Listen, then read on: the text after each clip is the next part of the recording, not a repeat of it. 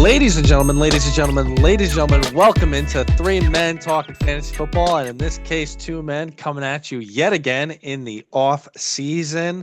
I am Mr. Bill DeCouslis. I'm here with Mr. Tom Lang. We're here talking wide receivers, third tier again, early ADP, some other news and stuff. Mr. Lang, how you doing? Oh, I am doing very well today. Been a busy week, been a busy couple weeks, but I'm ready to talk some football. Good. So am I. I've actually been looking really forward to this episode because these are the guys essentially that win you your championships. These lower tier guys that end up Yep. maybe turning into what could break out for your team. Because obviously, unless there's some injuries or something, it's not the guys who you're drafting early are not the ones that are making the difference as opposed to other teams necessarily. So you want to be making good decisions as the draft goes on. And so a lot of Yeah. these guys are a part of that category. Yeah. I Um, mean, speaking of championships, this guy won me, pretty much helped me win a championship last year. Trey McBride signed a 4-year extension, being the highest paid tight end, I'm pretty sure, with $43 million forever. guaranteed, so he is the highest paid tight end in football. He is. Do you think he deserves to be? I think he's still young. I think Because it's all based he on potential I and think I think he is still young. I think honestly, um, based on how everything, how money's being thrown around here and there, and the salary caps is going to continue to go up and up as the years go on. But in all reality, I think that this signing obviously just creates a staple point for the position, for like your top tier tight ends. He made it very clear that he's a vital role of that offense. He pretty yeah, much catches every ball that's thrown to him. And last year he scored one touchdown in the regular fantasy football season, so including playoff. So he did all of that, being the most high, basically outside of Brock Bowers, being a fantastic fantasy football pick and not scoring touchdowns. So. basically. I think it's a great, great, great, lock in for a player like that, and it's something that obviously Kyler Murray needs, and I think that also opens up the other side for Mr. Marvin Harrison, who we spoke about last week. Huh. Well, I mean, we'll be talking about the Marvin Harrison situation throughout the entire offseason. Yeah, And we'll be talking about Trey McBride actually a little bit next week when we cover tight ends. And I forget when it was at some point during this offseason, we Trey were kind of McMillions. Trey McMillions. We'll save that nickname for the guy who deserves the McMillions. But we were kind of talking a little bit in the offseason, and I forget which episode it was, but the point was I made the point of I would rather have Trey McBride at the end of the third, or sorry, at the end of the second, if that's what his ADP is, than Mhm. Brock Bowers at the end of the first, Oh, if for ADP. sure. I And mean, th you're and getting the this same value player pretty much. And honestly, looking at it, you don't know what's going to happen with him. Obviously, I don't think Brock Bowers is going to have the same explosive number one points going into next year, as it finishes with Geno Smith. I So might disagree with that, but I still think if two guys are in the exact same tier, if we both agree that they're the exact same tier, then you I get the guy take, who's around later, of yeah, I course. take a guy that's around later that's been playing with this quarterback. Right. Even though we lament that quarterback, Yeah, but you know on what? Raw. Every time he throws the ball, it's going to him. Well, that's true. Although, maybe that was part of who knows, maybe that was part of their problem last year. I don't know. We've talked about Arizona Hey, endlessly, we but all as we always say, if you pay a guy, you got to play a guy. So yeah, that's true.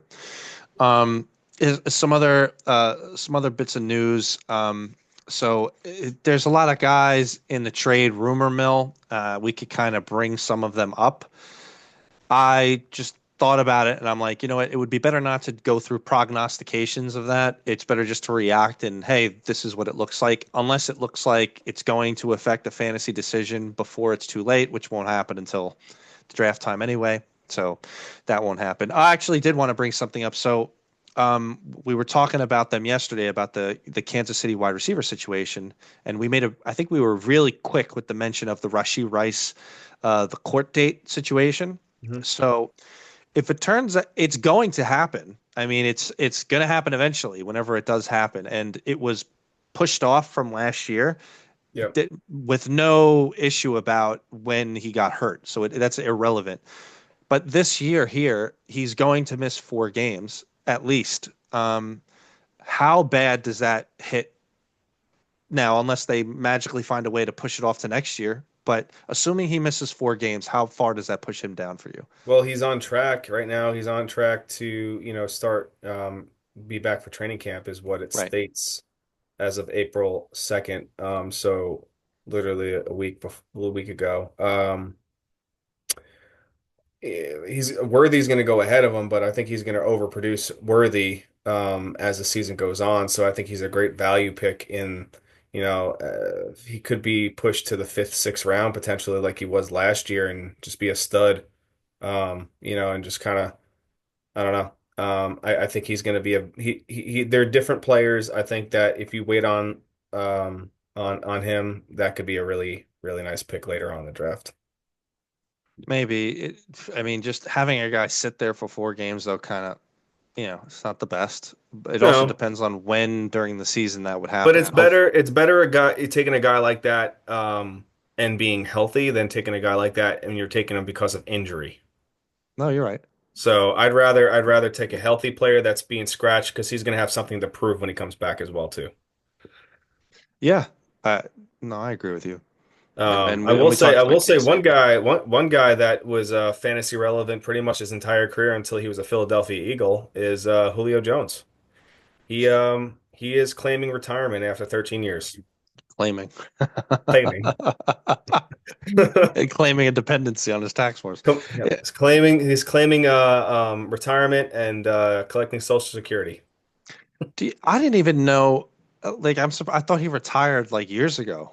Like, I don't know No, what's been going on with that. Like, he uh he practice retired squads or what. as of the 6th, Sunday the 6th at You know, 3:32 p.m. he's an interesting guy to bring up. I'm curious to get your opinion. Like, a lot of times these wide receivers, like er, early 30s, and then boom, like that's it. Like one injury, and then that's just the end of the empire at that point. I mean, Except for if your name is Legacy.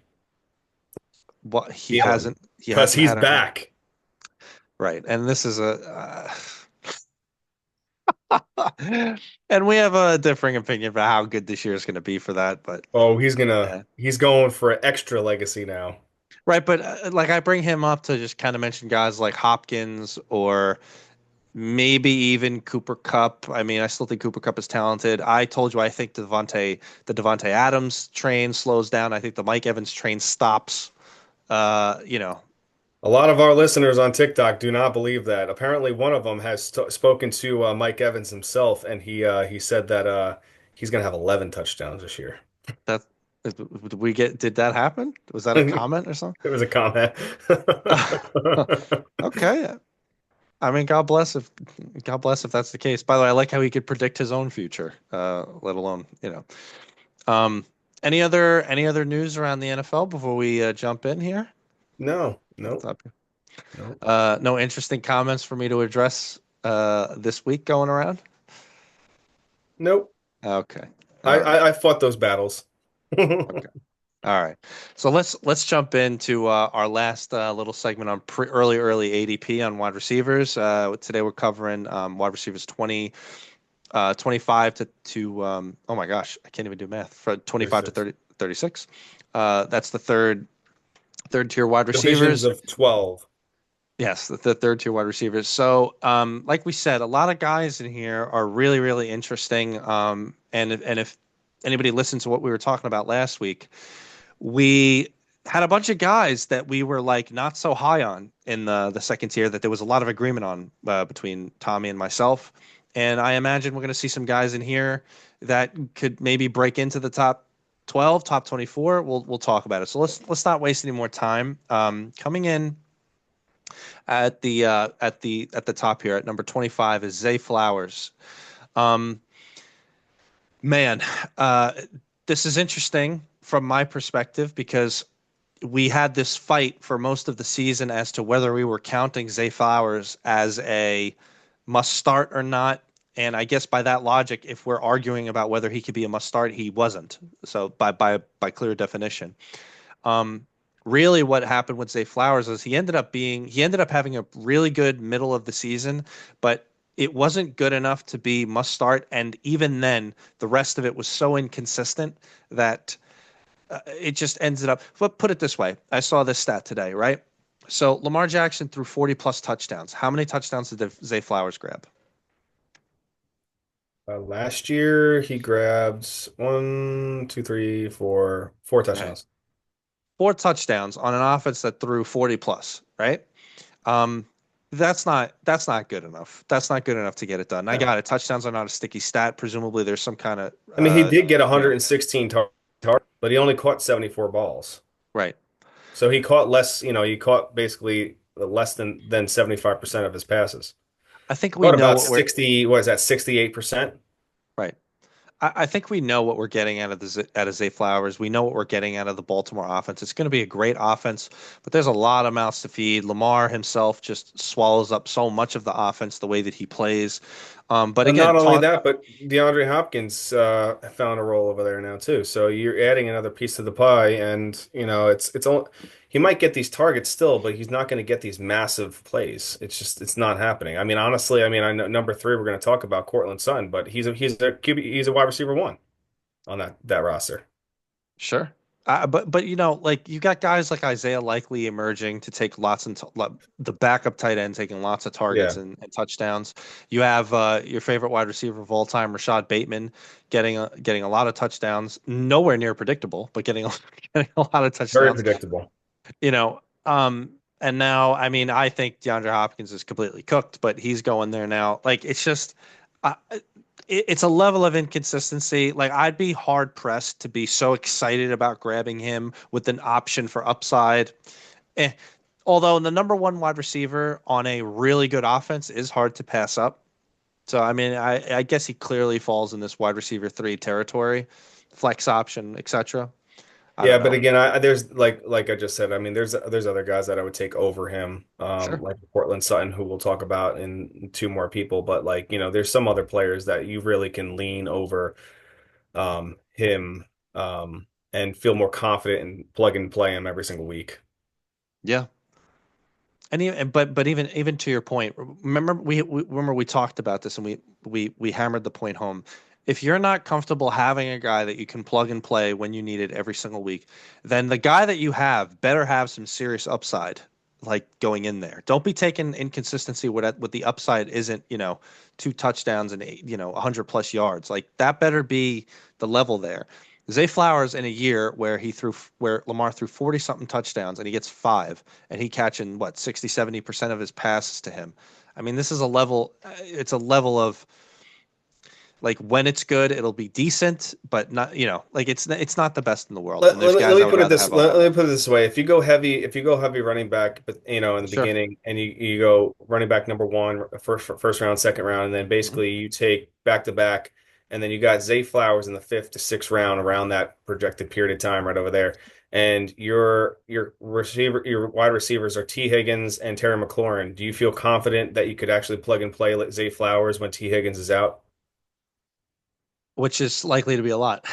That's what I'm saying, though. Again, I'll he be could honest only with play you. anywhere from 12 to 13 games a If year. So you're talking if about maybe 4 games that he might not play, 4 or 5 games. I we talk about this all the time, the opportunity cost. I agree with what you're saying. There's guys going around him that I would rather have than him. Correct.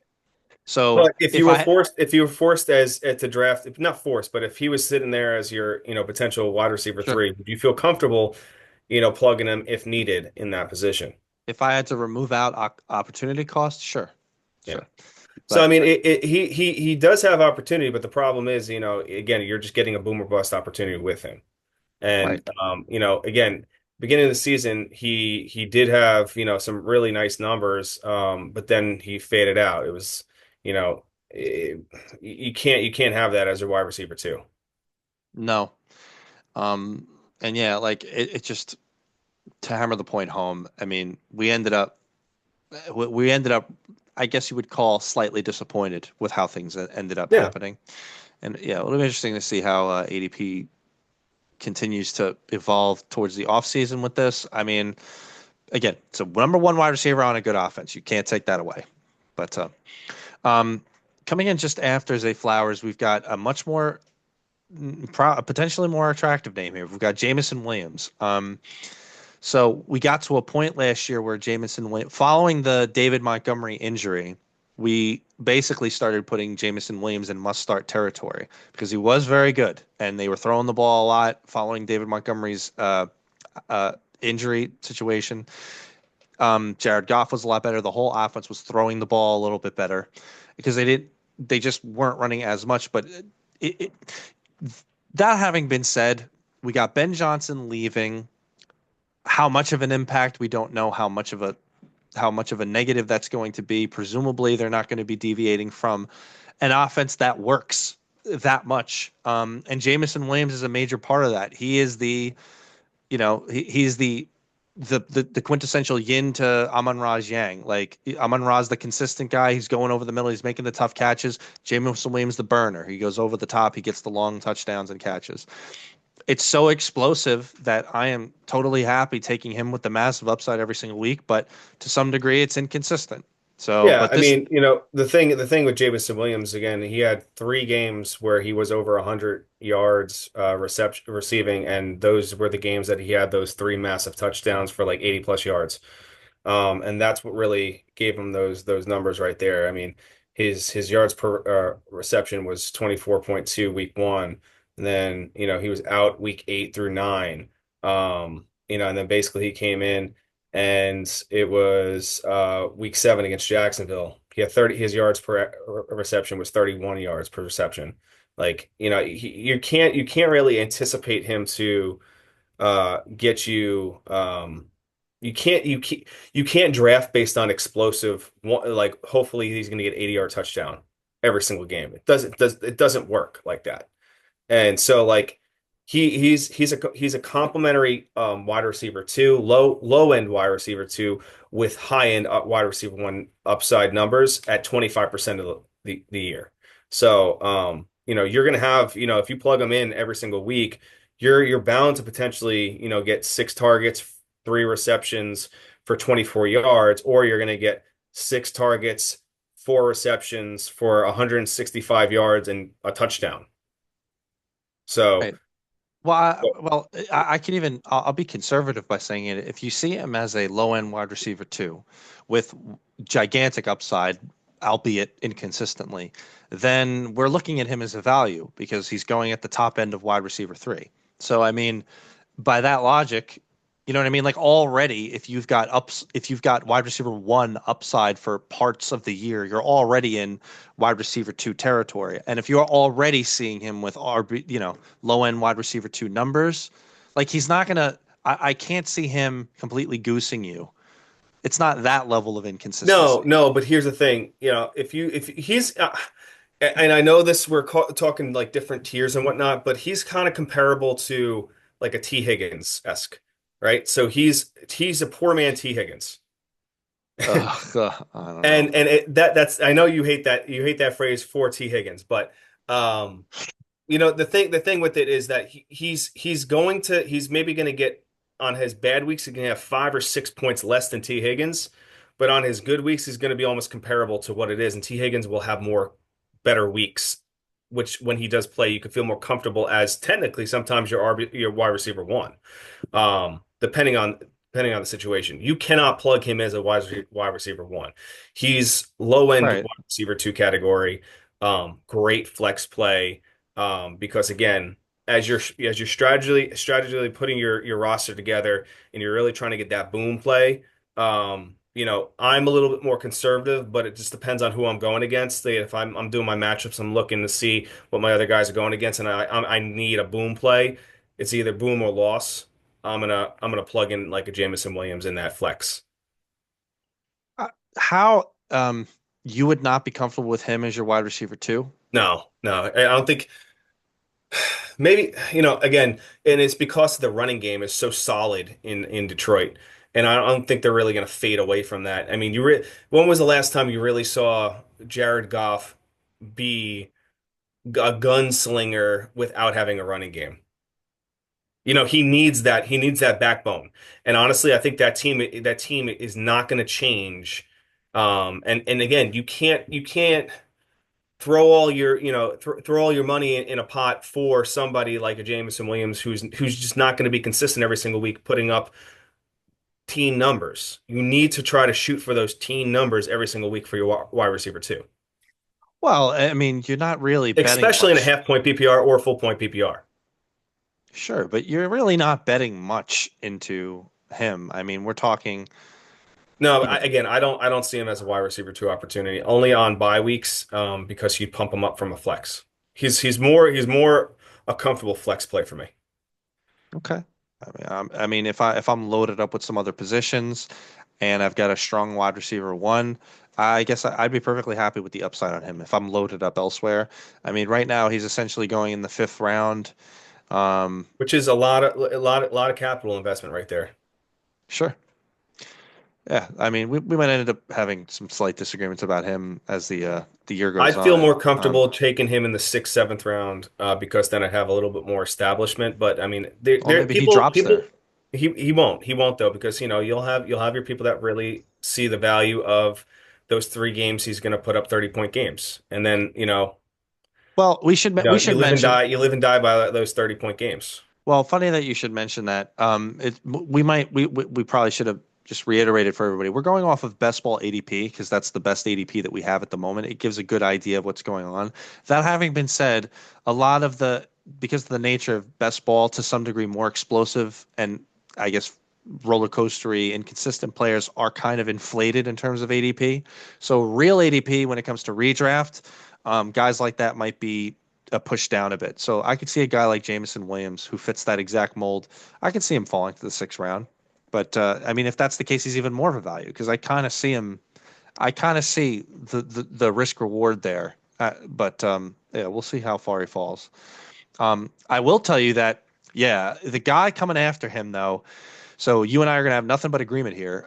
So Cortland Sutton coming in just after Jameson. So I like Tommy, have no idea why Cortland Sutton is this far down. I don't know if people think what happened last year was a kind of a fluke. I don't know if they think that they're going to be drafting somebody to get in the way. Like, why do you? Even if they do, I mean, I think the biggest thing was it was the trade. He was really kind of pushed in the trade market, but then until basically they started making a playoff push, and then it just was lights out. So I Right. don't know. I mean, I think if you take Cortland Sutton this far down, he's a more comfortable wide receiver too, more consistent wide receiver too, and you really can win some weeks with him, producing what he was doing last year. I don't have the exact number in front of me, but and I don't remember which week it was, but it was sometime in the middle of the season. From then, literally to the end of the season, he was the wide receiver 4 or 3 or something. It was really, really awesome. Yeah, Um, I mean, it was. I mean, here's the thing. So when the week that Denver played at New Orleans, he had 0 points. He was at 86% snap percentage. He had 0 points. He had no targets. After that, 11, 8, 9, 8, 10, 9, right. 9, 6, 9, 7. And he was putting up double digits. There's only 1 week that he didn't put up double digits, which was 7.5 points. That's what you need at that position, draft capital wise. That's what you need as a wide receiver too. I have a question for you about That's a Cortland. win. I have a question for you about Cortland Sutton. I'm halfway playing devil's advocate here. So the only negative I see is that you have a lot of talented young receivers on that team, and Cortland Sutton is entering the kind of elder statesman-ish part of his career. I mean, we like some of their young wide Elder receivers. statesman. He's 29 years old. I'm saying 29 versus 22 as Vele and 23 as Rich Yeah, Franklin, but you know what? et cetera. He's in his veteran status. He's a leader of that team. For somebody that was basically was being trade baited the entire season, and he was able to produce like that, Sure. and then also lead us, pretty much take, you know, Knicks and really that offense to the playoffs. Yes, granted they lost to Buffalo, the first week in wild card week, but I agree with what you're saying. I think he's they realize that he's a vital role of that offense, And with Sean Payton being there, he's kind of like the Michael Thomas of New Orleans Saints when he was in his prime. I agree with what you're saying. I think he's such a value where he is. And again, I only mentioned that to halfway be devil's advocate. There's no way he just performed too well. He's not past an age cliff or anything. And you know how Sean Payton rolls. Sean Payton likes the guys that he likes, and he built an offense in which they started targeting him, and they were winning, and they were doing well, and they were Yeah, I mean, performing. he got Javonte Williams out of there, so Right. now he I got mean, the players he wants there. and Bo Nix hopefully doesn't have some kind of a sophomore slump. I mean, presumably he's only going to take some kind of a step up. The Broncos are slated to be very good next year. I mean, they got a good team. Uh, all all all systems go with him. Yeah, we Yep, see him as a value. I yep. mean, yeah. Coming in just after Cortland Sutton, we've got Roma Dunze. So Roma Dunze, there was a period last year during the season where we started recommending people to just drop Rome because he had like one game where he had like three or four touchdowns and he did nothing the rest of the year. um, but now things are a little bit different this year. Let's just count the ways. First of all, Ben Johnson's now the head coach of the Chicago Bears. They've started rebuilding a little bit on their offensive line. That's going to be better. Caleb Williams presumably is going to be taking a little bit of a step up. Keenan Allen is now departed. So now you've basically got talented. You've got a veteran, super talented, in DJ Moore, who we feel really great about, and now you've got a second year guy in Roman Dunze. Presumably he takes a step up, builds up some kind of rapport. Yeah, hopefully, Yeah, because he only caught 50% of his balls last year. yeah, it was just, and a lot of it was on Caleb. It wasn't Oh yeah, it just was on, because he was being rushed. I mean, a lot of his balls are rushed out of the pocket. right. Um, so we both agreed that from where DJ Moore is currently going, we were high on him. I don't know if I'm as bullish on Roman Dunze, but I think that the risk versus reward is real good. So if he's going in mid wide receiver three territory, I could see some serious upside for him. Do you agree or? I agree. I think, it opened in the field with basically him now being the wide receiver two of that team. He showed great talent last year. It just was obviously the offense wasn't rolling the right way. So, I think moving into next year, there's going to be a lot of hesitation with drafting him this early. And I think there's going to be a point where you might be able to get him in the sixth, seventh round potentially. And I think that's going to be a really, really, really great opportunity to draft, to draft him where he's being, projected.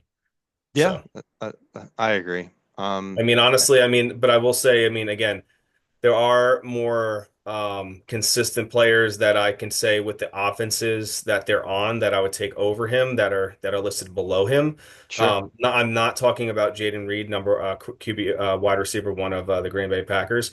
Um, but um, but as we go through this list, We'll I will get to him. pinpoint some of these that I would say, all right, I would take him over him. Like our next guy that we'd actually be moving on to, which Mr. Chris Godwin after that Yeah. injury. Yeah, Um, let's get into Chris Godwin because I did Dude, if I I'll tell you something right now, if I understand this is best ball, but if he is listed as a six-round pick, oh, that is literally going to be, it might be one of the greatest draft picks in fantasy football history, at that late, outside of, drafting Justin Jefferson in his rookie year. so we both agreed throughout with this entire offseason how we feel about Chris Godwin going forward. But I thought about one thing about it. I just wanted to get your opinion. So we've seen it with a lot of guys now. We've seen this with a lot of guys that the first year coming back off an injury, and this is his second major injury that he's had. It was an awful injury, and it happened in the middle of the season. How confident are you that he just comes back and he's superstar again? Because remember, he was really great, merely amazing. He was like the wide receiver one or two through the 6 or 7 weeks that he did before he got injured. But before this year, last year, he wasn't so good. It was his first year back from the prior major injury that he had. So, do you have any concern that he is not back to form this year? Okay, so a lot of the guys that got injured, when you're a running back or you're the wide receiver one of an offense or you're quarterback or you're basically the primary vocal point of that offense, he's not. Mike Evans still is a high targeted element. I would rather, and let me just put it this way, I would rather take a Chris Godwin and have him have a slow 3 weeks of the season and then be lights out for the rest of the season. I guarantee you, if somebody drafts him over you and he's gonna have a slow start, you're gonna be able to trade. He'll be a perfect trade bait basically to target for somebody that basically is like because nobody's gonna drop him unless he gets hurt again. But he might be an opportunity where um you have like whatchamacallit, a Romaduze having explosive week 1 and 2. Going into week 3, Godwin has, 3 catches per game for 24 yards and is just getting his feet wet for the season. And then he explodes week 3. But before week 3 starts, you're able to target basically that person because you know that Romaduze is not going to be putting up crazy wide receiver 1, wide receiver 2 numbers the entire season. So, he might be somebody that you might be able to target around those elements. And I I just think I'm not looking for a hot start. I'm looking for what's going to get you that championship. And the championship doesn't happen with week 1 and week 2. The championship happens with basically what happens throughout the rest of the season. And when guys are coming back and they're not the main vocal point of that offense, they're able to really work their way into the system and ease their way back into greatness. You got to remember now, I'm going to push you on this slightly because you Push got to me, so push it good. you got to remember some of the stuff that you mentioned in last week's episode because yeah, I'm in agreement with you that we're both high on Chris Godwin. There's a limit to just how bullish I am. You even mentioned him basically like with guys at the top end of the wide receiver twos, Mhm. which was very, very high over guys like Yeah, Garrett and I Wilson, still do. Again, JSN. I personally would have confidence in drafting him that high because I feel that yes, I'm not one to Right. worry That's about the first ADP. 3 weeks. I'm more of it's Oh, a marathon, not a sprint. sure. I'm just saying, like, well, nobody's saying that you're going to draft them that high because then you're trying to play the ADP game. But Mhm. it this is a big call out if we see him as high end wide receiver too. That's a big thing. I'm just saying that I don't mean to pour cold water on it because I'm high on him too, but it should be pointed out that there's some risk here because if he is not at the top of his game, it's not going to be pretty. No, And okay. again, So like I said, it may not look pretty in the beginning, but it's going to be more of a marathon, not a sprint. He's not going to come out guns blazing. And a player like Roma Dunze, like I said, he might be a trade target opportunity. You can make it like sure. a nice little swap with somebody Well, like I that. 'Cause mean, I guarantee you, Roma Dunze is not going to have wide receiver 2 numbers. well, certainly, but again, like if you have, I don't know, let's say you have, here's a better way to do it. Let's say you have Devonte Adams, who has a good start to the year, and Chris Godwin doesn't have a good start to the year. Let's say, and then maybe you're seeing some signs though of him getting better. I mean, that's a pretty big thing. Would you trade Devonte for Chris? I mean, we'll wait to see how No, because ADP goes, honestly, but I like the we have a I like the difference of opinion on situation Devonte. better Ah, with the where he landed and whatnot. it would be hard. Offensively. I think it's a hard sell to tell people to stick with a guy who, after he got hurt and it's not looking good in 4 weeks, to be like, okay, now's the time to go for it. Well, making a trade, you could always do that. Trading for a guy who's low, that's always a good thing. But if you are a guy like you're saying, we're high on Chris Godwin, you drafted Chris Godwin, and it's not going well, and it looks like the injury is affecting him, it's just going to be, you're going to feel antsy about, well, was this right? Am I just never going to put him in? Like I don't know. And also, I'm I feel more comfortable starting if I had all these guys in my roster, right? I feel more comfortable starting Chris Godwin over Zay Flowers, sure um, Xavier Worthy. That's crazy. Xavier Worthy Um, without Rushy Rice. I just don't like Xavier Worthy. I just don't All think right. I don't think he's a consistent player. Okay. I mean, I, I, And I, I would also potentially start him over Garrett Wilson. I'm just making the point that it should be remembered that the It's injury remembered. could could It's remembered. could mess this up. Yeah, okay. It's remembered. Time's well remembered. Um, so and also while we're on the actually we'll hold off on there because I'm going to bring up the other Tampa Bay wide receiver at the very end of this list. We'll get to that. So No, Let's he's move. not there. He's not. He's going to be in honorable mentions, so we'll get to him. So coming in just after Godwin is Chris Olave, who Tommy had some negative words to say about last week. So I'll let me sell you the bullish take on Olave. So Carr's coming back again. Now that you got Kellen Moore, who's better than Dennis Allen, especially at offense. Another year in the offense. Now you've got what's his face? The Taysom Hill is now no longer a part of the team to take up, 20 touches a game or whatever it is that he's got. Presumably Carr's not gonna. Oh, and who was the guy that he just kept going deep to every play? Was it Rashid? MVS. Not well, he did do that for part of the season. No, the other guy, Rashid Rashid Shaheed. Rashid Shaheed. So he's not there to usurp these situations from Chris Olave anymore, but you still see him as like this is not even a shot you're willing to take. His just his concussions are what's really scare me. And going into last year and the year prior, he was, a back end second, basically back end second round pick, early third round pick. And where you're taking him here, obviously, I think he's a little bit more durable.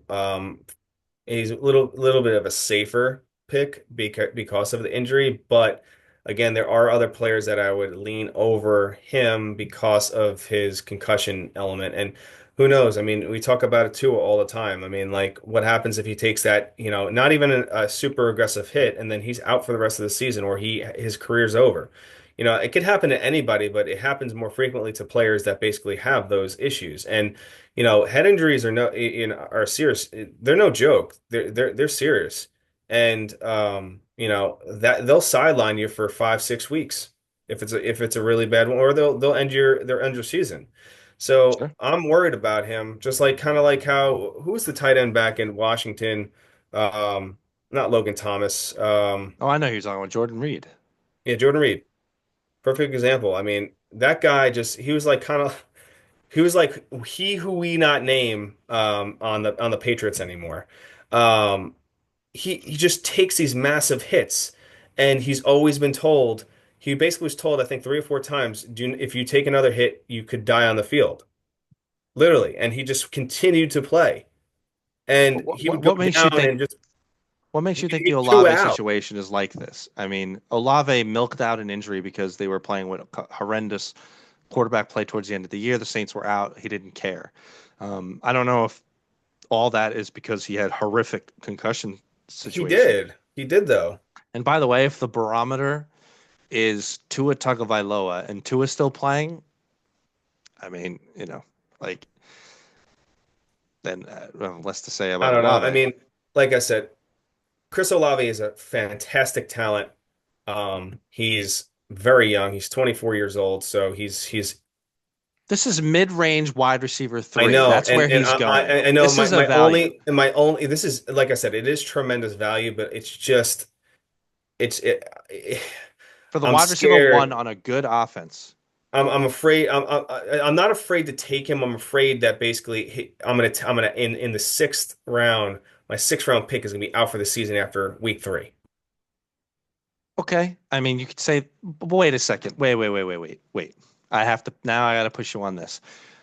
2 weeks ago, we're going over the first 12 wide receivers. Okay. And you made a passionate argument to me that Tyreek Hill, that there's something wrong with me. Tyreek Hill needs to be in the top 12. It doesn't matter. It doesn't matter. He needs to be there. Yeah, And we already know that even if Tua's there, there's question marks going on. But if Tua's not there, it is not going to look pretty for Hill no, or the entire offense. And But you're Hill, saying you have faith in that. yeah, but Hill will find his way out of Miami if that's I the know case. you're banking on Hill just leaving, and that's good enough for you to take Hill as a top 12. But you can't take Olave as a mid-range wide receiver three in the sixth round. I said I can take him, but I'm terrified because of his head injury. Well, take him terrified. I think that's worth a shot. I mean, I really do.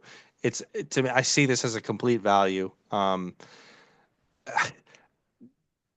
do. I just don't see any. I don't see the fear the way that the way that you have it. But That's okay. yeah, If he's there in the sixth round, I may take him. it's gonna be on every one of your teams. Let's go to the next guy. There's some rumor information I guess we can mention about him. So Jordan Rumor Addison, has it. what? Rumor has it. Rumor has it. Rumor has it. So Jordan Addison coming in after Chris Olave. There's rumors with him. I mean, there was some kind of legal situation, but then there's also like that he might be moved, he might be going. There were some rumors about him going to the Bills.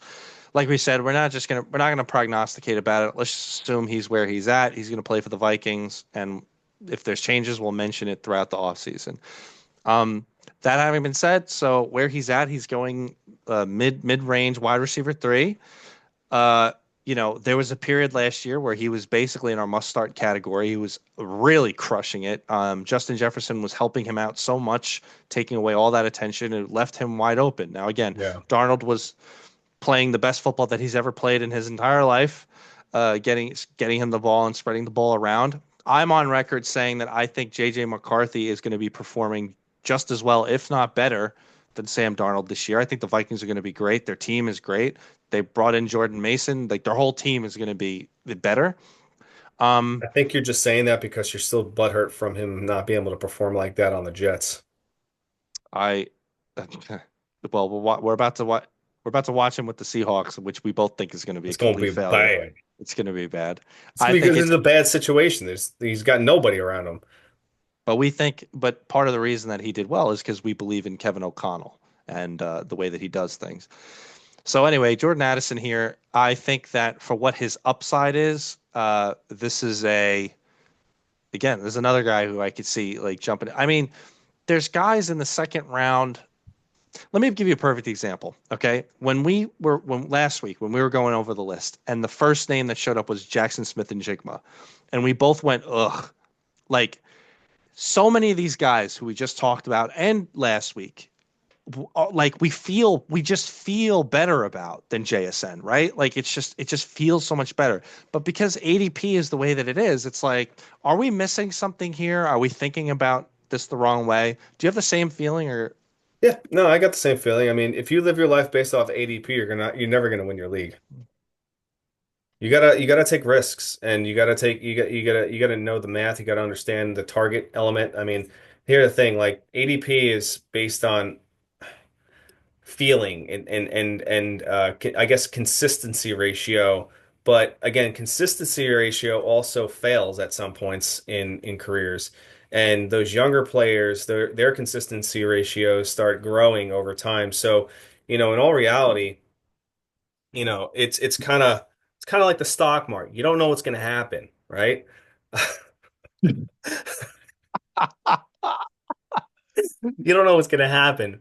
But But it's a, that it's eighth like round pick it's not like you're might about to sell overproduce me your fourth crypto or round pick. something.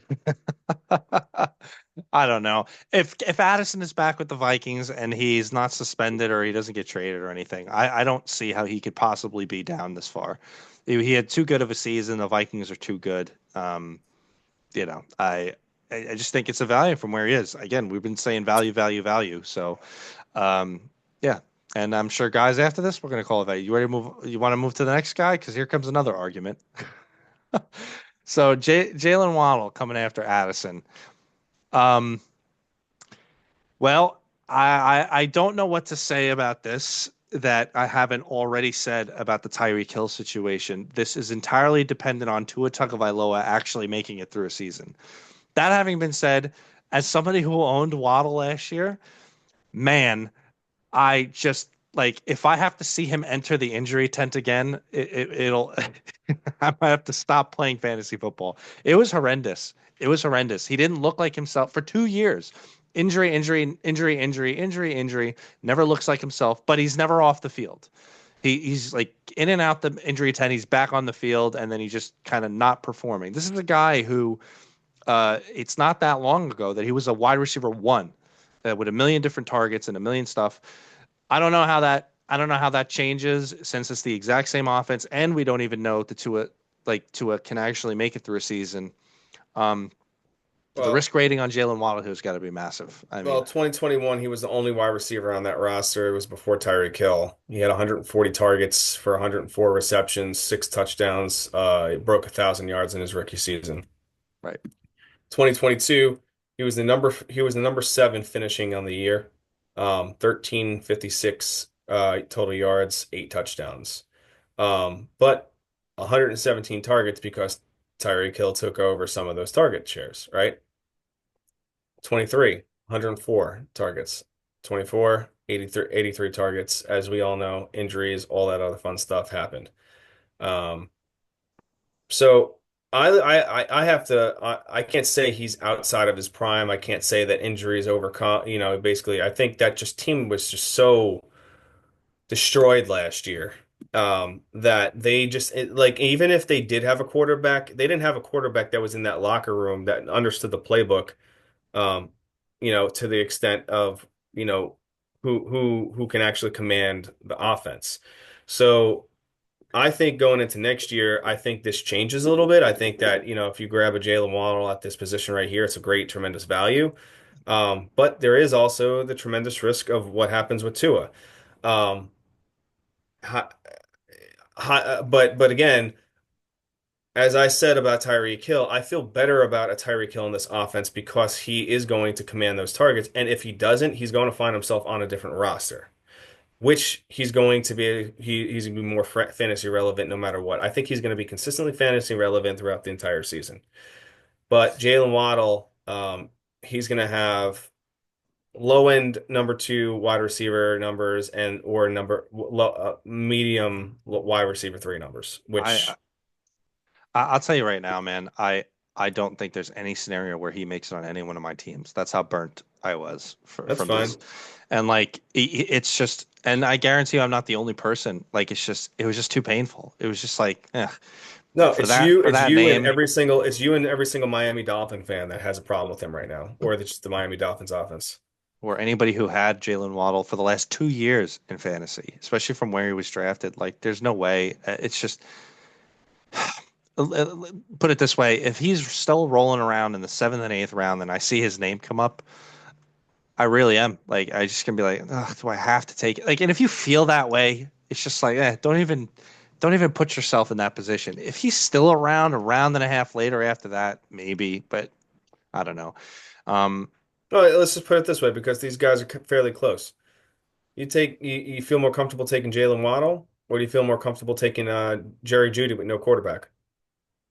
They both have no quarterback, basically. that's what we're saying. Yeah, because if you're like, but and you said the same thing about Jalen Waddle with like, oh, there was a period of time where they had no quarterback who knew the offense. Okay, great. That's likely to happen again because we have no faith in Tua staying healthy. So, Judge Judy with no quarterback. You mean right this second, Judge Judy with no quarterback or Jalen Waddle in his situation? Even Jerry Jeudy with Kirk Cousins, if that happens. I would take Judge Judy. Ugh, I don't know, man. I just want nothing to do with. I want nothing to do with the Waddle thing. But again, I'm trying to stay. Hey, waddle your way out of that one then. All right, very good, very good. Oh boy, the dad jokes. Well, then let's talk about Jerry Judy, who comes right after him. So that's Tommy made the. You just made the main point. I mean, you have a guy who finally broke out to his talent, but it took Jameis Winston finally to start chucking him the ball before it turned out. But when it did, man, it was good. It was good, all right. It was like for a period of however many weeks it was, 5 or 6 weeks, he was like the wide receiver 2 or something. It was really amazing. Um, I think personally that he's always had this talent, but he's had very inconsistent quarterback play, so it never turned into anything. So, well, he's bound to have more inconsistent quarterback play, but at least Kirk will get him the ball. Um, I don't think there's any rookie quarterback outside of like because there's going to be a development process trying to get them. But I mean, clearly you don't feel the same way about Judge Judy here. I don't know. I mean, I don't know. I think it's going to be a weird situation. I can't really put anything on this until we see who's going to be the quarterback. I guess that's fair. You wait and see. What if it is a rookie? Let's say Cam Ward. Like you think he's going to struggle and whatever. I I I I think that I don't know. I'll have to think about that when it happens. I don't want to think about it. I don't want to premeditate that. All right, we could leave it there. Well, let's talk about a guy that I 100% do not believe is even in this category here. So coming in just after Judge Judy is Debo. We've had some conversations about Washington in general, talking about the other guys, and a lot of it based upon this trade to get Debo into Washington. I am low on Debo even in this position. I How think low that would the you go? all the way to the flow. So I just think that this is one of these guys that I think kind of the wheels are a little bit off. And in an offense where Jaden Daniels himself is going to be taking the ball a lot, and we feel amazing about McLaurin, who's going to be getting the ball all the time. Um, they've got two good tight ends, one aged veteran in Ertz, and then upcoming guy in Sinnott. They've got a great running game. I can't see Debo having enough work to be relevant as a flex option every single week where you're happy with it and you don't have to think about it. So I I mean, think you're maybe he's wrong. well. You think I'm wrong about this? Like I keep saying, I don't believe that he's going to have wider. He's not categorized as a. He's never been categorized as just a plain wide receiver. He's going to get touches in the backfield as well too. You know that with Brian Robinson. Brian Robinson does not take on a leading share, 100% leading share. I think Debo is going to be utilized as a gadget receiver. Also put himself in as the running back and little dump off screens. I think he has fantasy relevance. I think that if you're kind of going running back and you're taking risks on drafting tight ends early and you want to take a quarterback early as well too, and Debo's there in the seventh, eighth round. I think it's a great opportunity to plug him in, and then you just really have to stack up opportunities for wide receivers later as the draft goes on. But I think that he can be a really tremendous opportunity based on his schemes and how they'll be utilizing him. You got Cliff Kingsbury over there, um, you know, running that offensive huddle. When it comes down to and they don't do things that are outside the box stupid. They do things that outside the box that actually work. And in that division, I think it's a good division to actually be for him to be on that field with that team. Maybe. We're gonna end up with a massive difference of opinion on this one. That's Uh, fine. He'll be your Jalen Waddle, and it's all good. yeah, that bad. I love every time that I say we have a difference of opinion on a guy that I'm lower on. You're like, okay, that's fine. I'll draft. That's fine. I'll draft him. All right, let's move on. Coming in just after him, and we could probably just lump in a whole lot of guys in this one spot because coming in just after him is Juwan Jennings, but we have two guys in honorable mentions worth talking about. Let's just talk about the entire San Francisco wide receiver core. So that's Brandon Ayuk and Ricky Pearsall also. Um, so I'm on record earlier in the offseason saying I think Juwan Jennings he's going to be the guy. I see him now. I've been chastised that he's going to be a flash in the pan. No, he was only a product of opportunity last year when other guys went down. I think that a real connection was made between him and Purdy. I think that the Ayuk coming back from his injury is not going to be good. And he might not even be a part ready for the start of the season. By the way, if we're to trust Kyle Shanahan on anything he says about guys starting their season, that's shame on you to everybody else. We're not going to be taking him at his word. I make a prediction. Okay, All right, we're gonna jot this down. Ricky Pearsall, and I pronounce his name correctly. that's right. Ricky Pearsall finishes wide receiver one for that team this upcoming year. I will take that bet. I'll Well, take that bet. he'll finish points above Jennings and points above Ayuk. I And will. potentially points above Kittle. I'll definitely. What's the bet? is the bet that he finishes number one over all of them, and that's all I have to do to get that, or do I have to make a say who's the guy that gets the number You have one? to make a say too. And the loser has to do an ice plunge at 32 degrees. It's the water at 32 degrees. Okay. Yep. Um, so I have to pick a guy. I can't just Correct. say Yep. I can't Pick take the one right now. field. Pick, and you can't take the field. You know what's gonna be funny if we both get it wrong. It's Um, not because I'm gonna win. all right. Well, if I have to pick one guy, I guess it would be Kittle. But in the spirit of this conversation, I think Jennings finishes as the top wide receiver. So is it Kittle or Jennings? You I'll can't say pick both. I'll say I'll say Kittle. I'll say Kittle. Okay. Yeah. And it's going to end up being Jennings and proving my point. So I'll take it. But yeah, it's anyway, the No, the you took main Kittle. the main point is that I want to point out for anybody who's listening is that you and I both agree that it's not Ayuk. We don't even know how when Ayuk at some point is going to be coming back. And if he comes back, he's not going to be performing at his best. It's going to be somebody else. And they were looking to possibly trade him this offseason. So I So, think it's Jennings. He thinks it's Pearsall. question Rookie for Bill you. Parcells. So, question for you. Are you going to be doing your ice plunge in the Hudson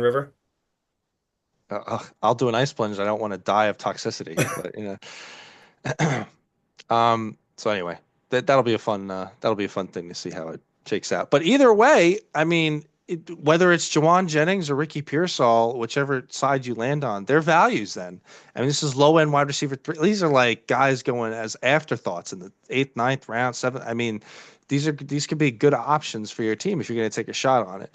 It'll be interesting to see how ADP shakes out. That's not best ball. Yeah. So. Let's move on to the last name, wide receiver 36 is George Pickens. We did talk about him a little bit when we were bringing up the DK Metcalf situation. I think Pickens really is coming across as an afterthought here. Maybe his ADP bumps up after it's officially declared that Aaron Rodgers becomes their quarterback. I still think Aaron Rodgers is not going to play. Tommy thinks he's going to play quarterback for the Steelers.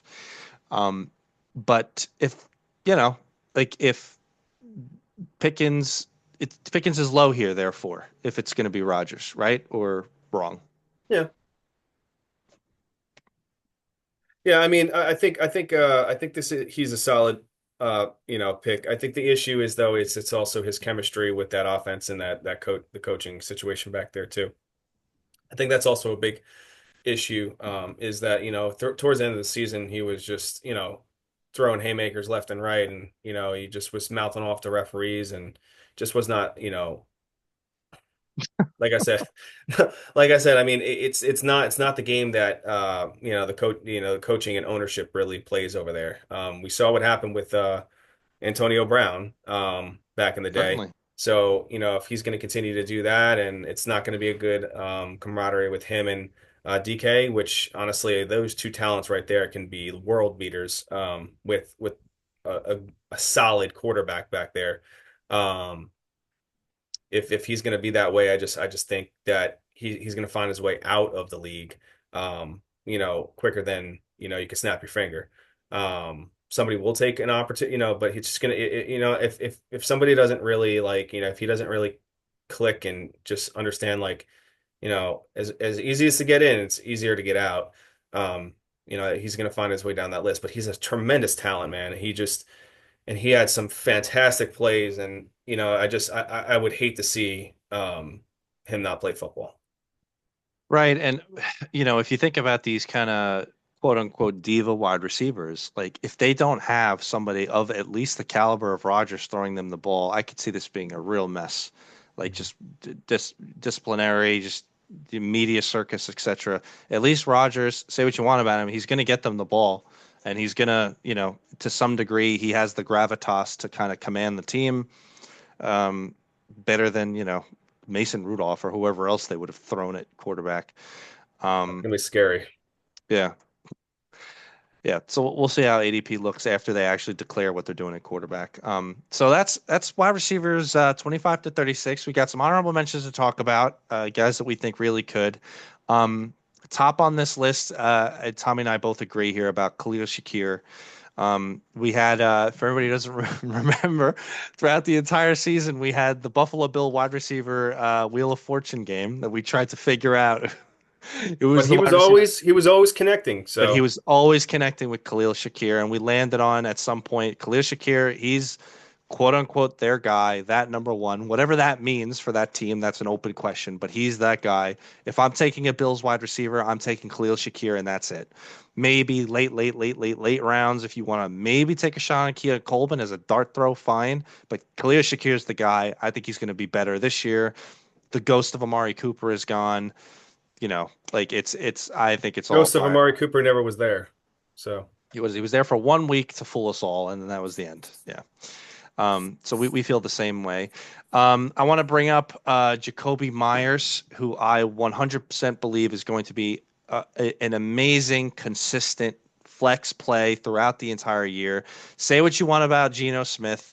He is a completion percentage quarterback who can get his players the ball.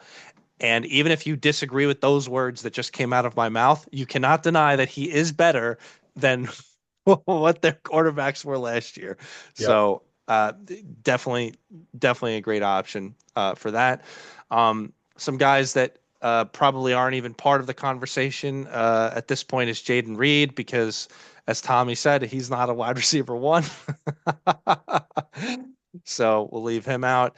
Um, I do want to mention a very specific guy that we bring up almost all the time, my favorite player from last year, which is star wide receiver for the Tampa Bay Buccaneers, Jalen McMillions, as we say.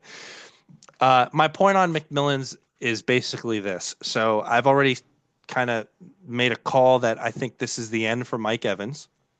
So if that's the case, to some degree, the mantle has to be taken up. And if I personally believe to some degree, Chris Godwin's going to be hampered by his injury a little bit, then the mantle has to get picked up a little bit, as Tommy ready. So I'm very high on Jalen McMillians. He's 100% a guy I'm taking shots on late, but I know Tommy disagrees.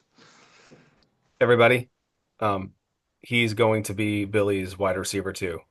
So be prepared, everybody.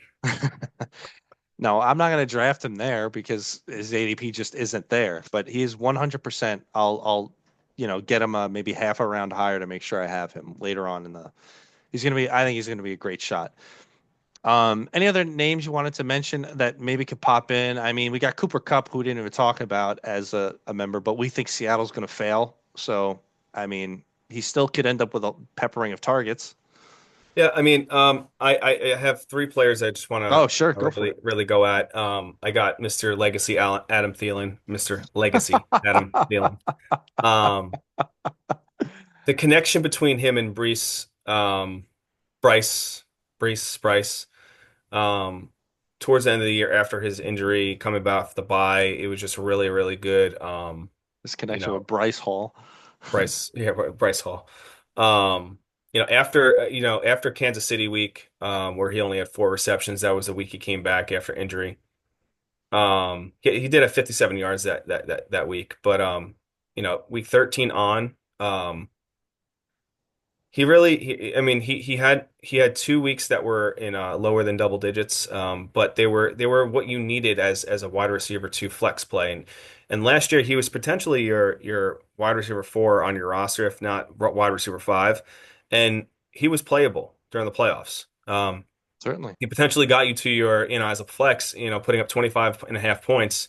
He potentially got you to the championship game, playing him in your flex.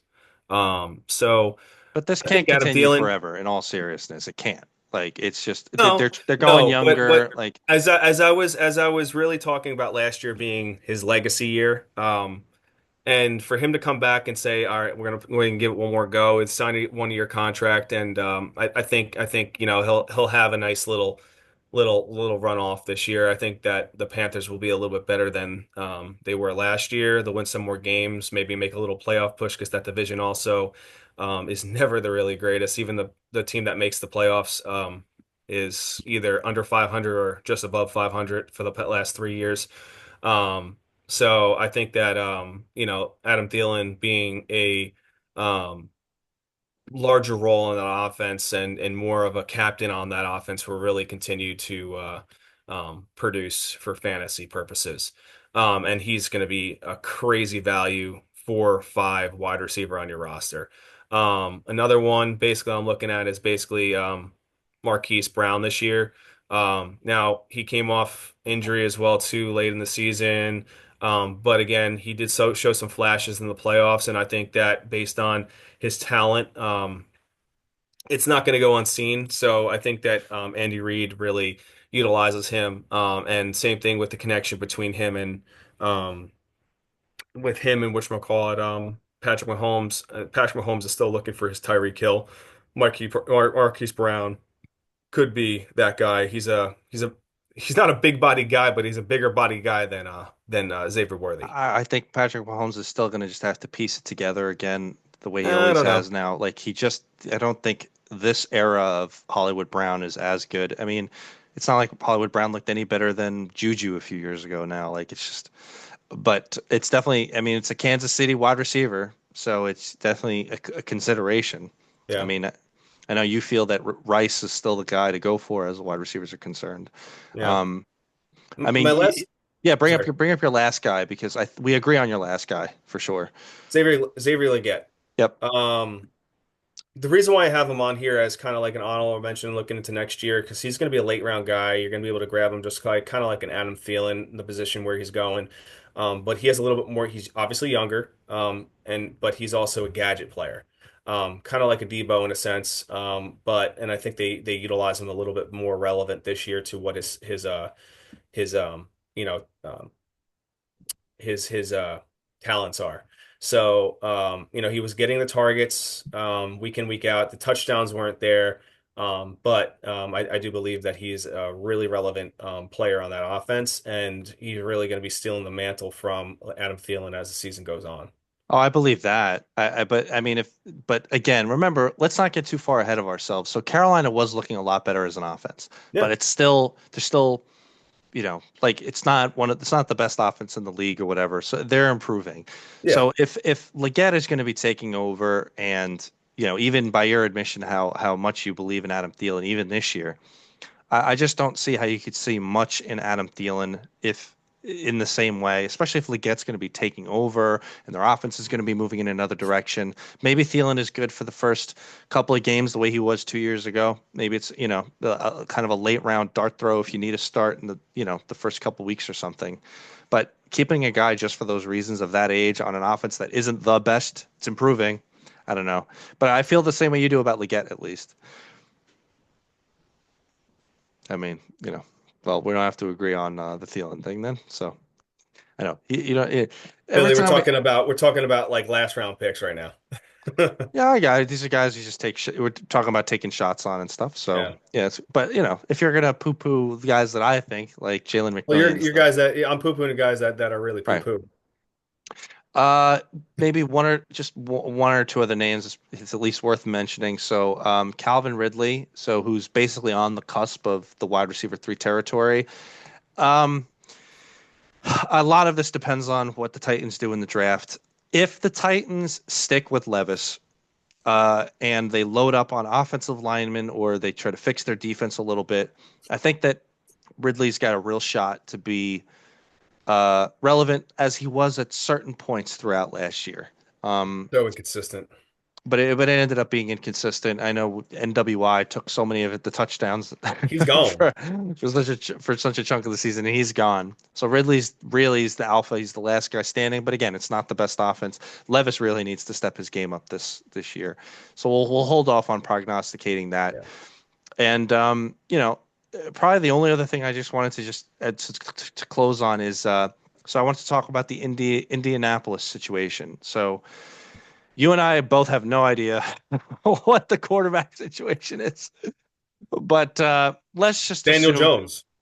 we think I still think Richardson is going to play well enough that Daniel Jones won't start. I believe in Richardson to at least be able to complete more than 50% of his passes at least. If that's the case, I mean, there was a period of time where Alec Pierce was just getting a touchdown every other week for 90 yards. So that being said, let's go Josh Downs, Michael Pittman, Adonai Mitchell, Alec Pierce. I know you think it's going to be Jones. Either way, who's the top? Indianapolis wide receiver on your board.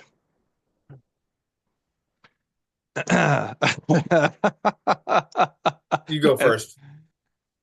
I'm gonna say Josh Downs because Josh Downs was still decently good with Richardson, and I think he's better with Jones too. So Josh Downs is probably the safest pick out of those. I could say I'm not drafting any of them. That's true Um, too. At but taking but shots, but if I need a flex if I need a plug and play in a bye week, I'd probably go Alec Pierce. okay. Yeah, you get that 90-yard touchdown. Any other honorable mentions you want to bring up? And then I have a hot take. But Yeah, any other honorable no. mentions? Get your hot take. All right, I have a hot take here because we were talking about quarterbacks that could affect different wide receiver play. So here's my hot take. So they've already declared that this year's NFL draft, we already know that it's not the best quarterback draft. You have basically Cam Ward, and then throw in Shadeur Sanders if you think he's going to be something or not. I want to go on record saying that I think there is a quarterback in this draft who is as talented and could turn into the next Patrick Mahomes, and that's Jackson Dart. I believe it 100% in my heart. Just watching him play, he just looks so talented. Um, and I feel this way so much that I'm like trying to will it in existence that the Jets draft him at like in the second round or something when he's there. He to me he looks that way. The arm talent, all of it. Now you probably I don't know how you feel about this take, but I feel so much strong about Dart than I did about any other quarterbacks for the last X amount of years. I never thought Lawrence was going to be that way or anything like that. So I know you disagree. So go ahead and poo poo all over this take. I mean, we'll see. I mean, God he's forbid I pick an SEC player that isn't from Clemson and then to see your reaction from this. Like you just don't like it because he's an no, SEC I mean, Clemson. I think Jackson Dart is going to be a good player in the NFL. I just don't know if he's going to get the right opportunity. And honestly, if I were you, well, just the way that the trend of the Jets, I'd be terrified for him to go to the Jets. Well, we're never gonna end up with him because good things don't happen. But in a slightly less hyperbolic, I just literally watching it. It just if he just looks like the real deal. He really does. Um, but we Yeah, can't. honestly, I I don't know.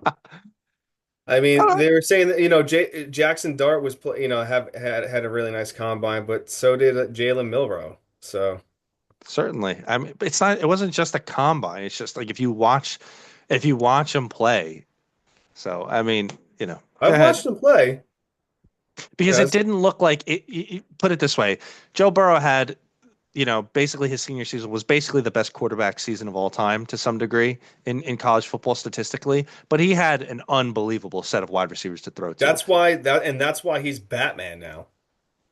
Right, but it's not like Jackson Dart has that and he still looked great. He still looked amazing, amazing arm talent, fast, So did etc. Justin Fields in at Ohio State. But I didn't think Justin Fields looked like that at Ohio State. No, I didn't feel the same way. And watching Did you Jackson think Dart, Caleb Williams looked like that? no, I didn't. I didn't think that. Watching Jackson Dart, it kind of his arm talent at least. It reminded me of Mahomes, the way that his ability. It looked like I that to mean, me.